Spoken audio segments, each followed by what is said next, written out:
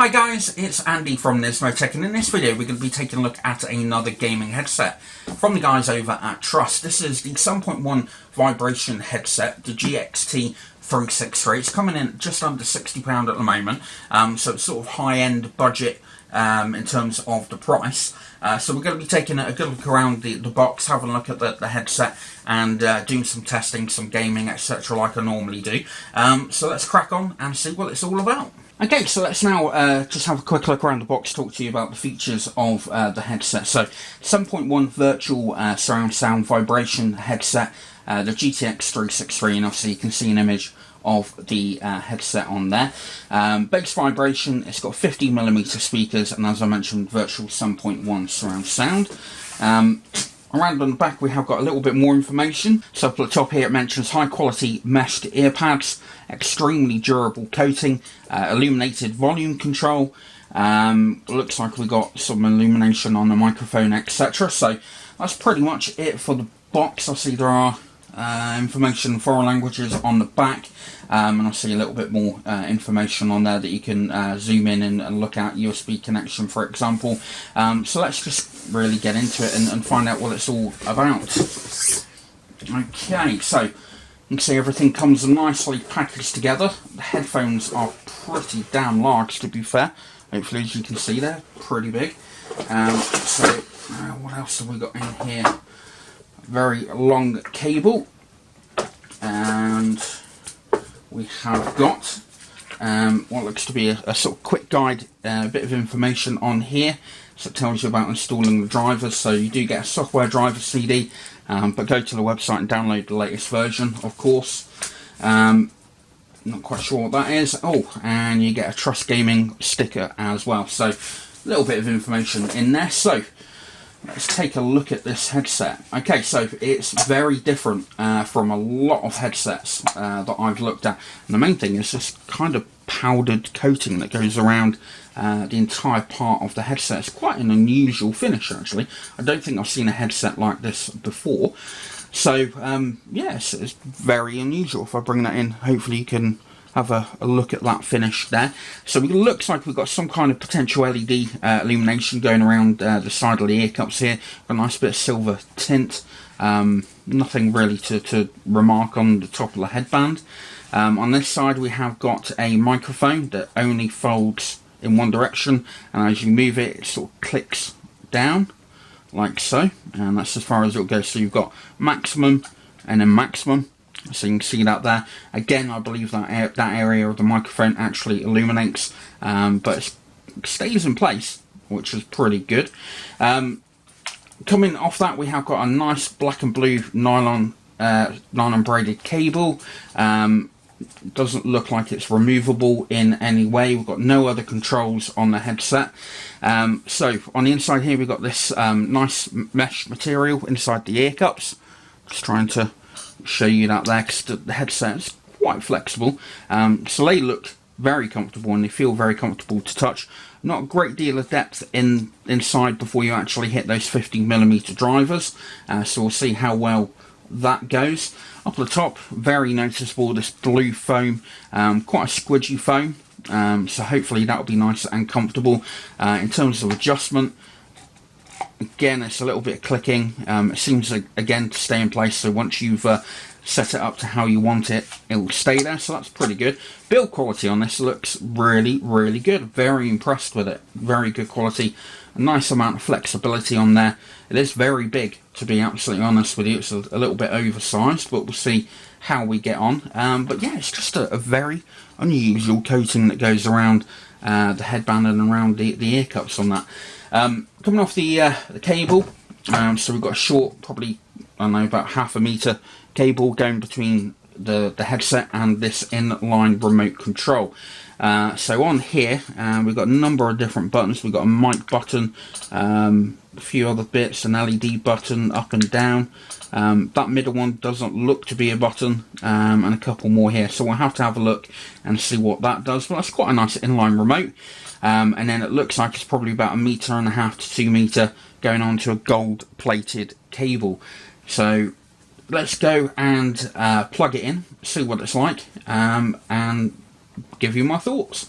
Okay, so just before we go and look at the software for the GXT360, I just want to show you the illumination, which is why the lighting isn't particularly brilliant. So you've got the inline remote here, and you can see that we've got a green LED around there with the base button up at the top. I will go over the buttons in a bit more detail shortly, but you press this button down here, and you can see that not only the remote glows blue like so, but you've also, as I mentioned, got a blue area all the way around the ear cup, and I think that actually looks quite nice and quite attractive.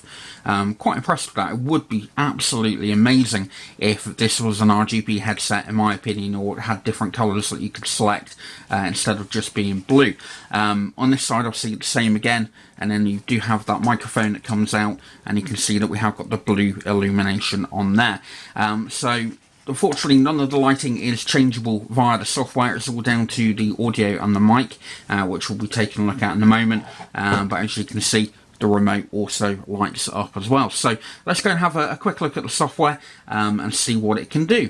Okay, so let's now take a look at the software. Up at the top here, if I switch that back, it mentions a little bit of information like how the playback is and the capture, etc., and the rate that is coming in and out with.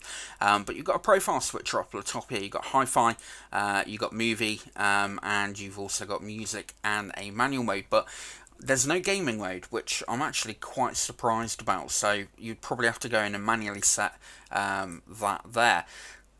On the speakers, you've got the volume control, like I say, you've got the sample rate on here. You've got the equalizer, so you can go and click to change the equalizer and have a little bit of a tweak if you want to play around with things and sort of save it manually. So you've got that option in there as well. You've got environmental effects, so on here you've got things like karaoke, you've got concert hall, you've got underwater, and when I've been playing around with it, I don't know if it's going to come through on the microphone on this occasion, but it actually affects the microphone as well. Also in the environmental side, you can change how sort of close the music is coming in on that virtual 7.1 surround.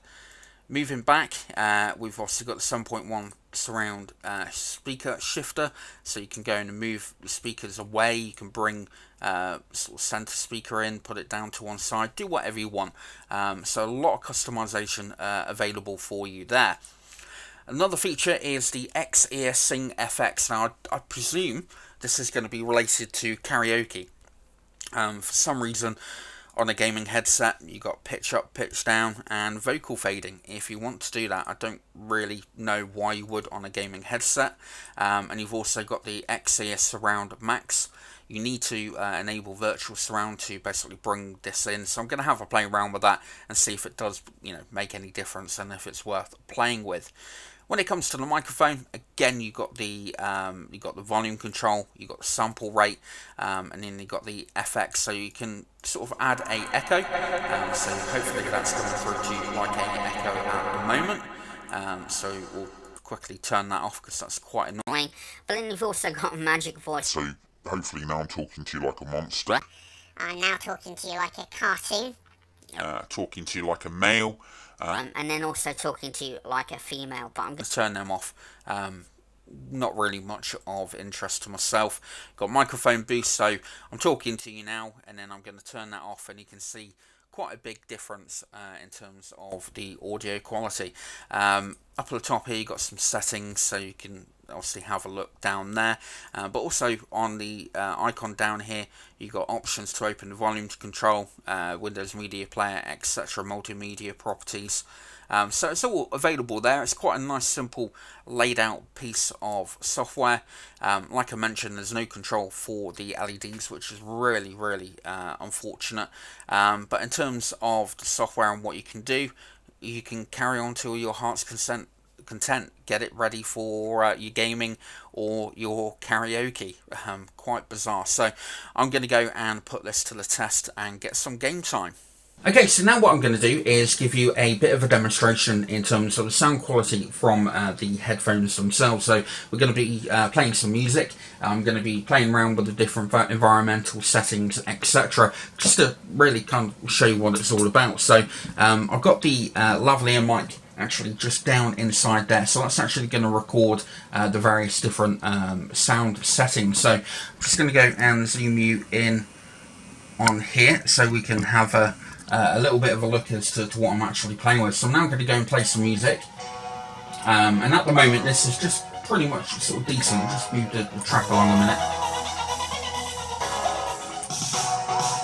So if we now go in and go to virtual surround 7.1,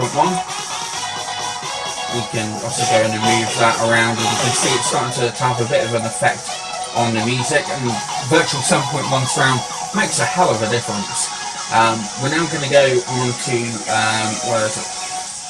This one here, which is the X-Ear Surround Max, and that is absolutely fantastic. Really, really good sound quality when you're putting that in. Equalizer, I'll just go in and have a quick little play. So I've got dance, treble, classic, etc. But the environmental effects are quite unusual, so I'm just going to go and turn the volume down on this for a moment with the inline remote. So it's inside a cave at the moment, padded cell, in a bathroom. What else have we got? We've got a carpeted hallway,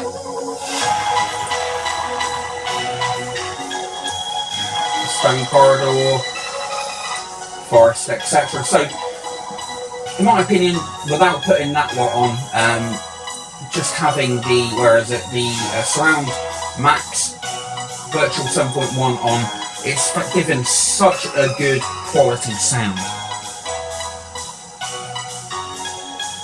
Okay, so now on to my final thoughts on the GXT 363 from Trust. It's coming in at £60. I thought to start with it being a brand that I'm not too familiar with, the price was a little bit high. But I think they've got it pretty much on the nail, to be honest. There's a lot of headsets around that are quite similar in terms of the price and the specifications and the features, etc. But you do get quite a lot for your money. The sound quality on this is absolutely mind-blowing. Definitely a lot better than other headsets that I've reviewed around that price point as well. So yeah, sound quality is phenomenal. You've actually got one thing that I've also noticed on the inline remote that we got here. I'll quickly, there we go, pop that down. Quickly show you on here the various different buttons that you've got. So you've got volume up and down. You've got LED illumination that will turn it on and turn it off. Up at the top you've also got that vibration button. So that's vibration off at the moment, and then you've got a low vibration and then a high vibration option on there. So you get sort of two different levels on the vibration. You've got a sound mute, and you've also got a microphone mute on there as well. So the inline remote does everything that you need it to do, and it's pretty good quality as well. But back to the sound quality on here. It's really good. The software side of things, you've got so many different options to what you can do. If anything, too many options. But yeah, the sound quality is just absolutely phenomenal. Virtual 7.1 surround with the vibration. I'm not a massive fan of vibration. Getting my words from it waddled up. I'm not a massive fan of vibrating headsets. I've been listening to quite a lot of music, playing quite a lot of Titanfall and Far Cry and a few other games, and it does add to it. I personally kind of had it on the low vibration. I didn't have it up on full vibration because it was a little bit distracting for myself. But it does kind of sort of go with the bass and the sound. So if that is your sort of thing, then you know, absolutely fantastic for that. You've got a lot of options in the software to control the sound, moving the speakers around in 7.1 mode, the various different environmental effects. I'm not really. I still don't know why companies include that in their software. But one negative about the software is the fact that it's not gaming orientated. This is a gaming headset, and you've got no gaming profiles on there. Instead, you get karaoke. So I think they need to have a good look at their software just to sort of target it at the market that they're trying to get the product out on. So that's one negative. Another thing that I'm a little bit concerned about, obviously you've got the material that's on here. It's something my partner mentioned as well. Obviously you've got this kind of like granular feel to the headset all the way around. I'd be quite worried about scratching it if I was to put it down and it catch on something, or you run your fingernail over it. I'd actually be kind of quite concerned that it's likely to damage it. So whether some kind of protective spray or film over the top, just to stop that from happening, may be an option. But yeah, the overall look of it is absolutely brilliant. Now, the other problem is, well, not problem, the other thing is the fact that it is a big, chunky headset. With that in mind, obviously you've got a lot of adjustability, a lot of expandability, a lot of movement. The phone that's up the top here is very comfortable, 3 to 4 hours of gaming at a time. My ears fit inside the ear cups. It's just quite big and quite bulky. A lot of people like that. I'm not a massive fan of it being too heavy and too bulky, but I must admit this headset is kind of changing my view on that. I'm really impressed with how comfortable it's been. Normally I get a little bit of red ear around there, and it sort of makes my ears sweat. But yeah, 3 hours later of Titanfall, and I've got no problems with it at all. Microphone wise, perfect, nothing wrong with that at all, does the job. So yeah, overall, it's a bloody good headset. It's a surprisingly good headset from a brand that I don't really think or don't associate with gaming. So it's definitely going to get my Reviewers Award. Not quite sure about the Value Award yet, but yeah, Reviewer's Choice Award, because it's a bloody good headset for the money that you're paying. So yeah, there will be links down below to where you can find out a lot more information, specification, pricing on Amazon, etc. Link also down below to nismotech.com, where you can go and sort of check out my views and my scores for this headset. But I hope you liked it. Like I said, Trust is not something or a brand that I'd associate with gaming peripherals, but with this, I think they've done a bloody good job. So I hope you like the video. If you do, please leave a like and a comment and share the video. That would really help me out a lot, and I'll look forward to seeing you in my next video.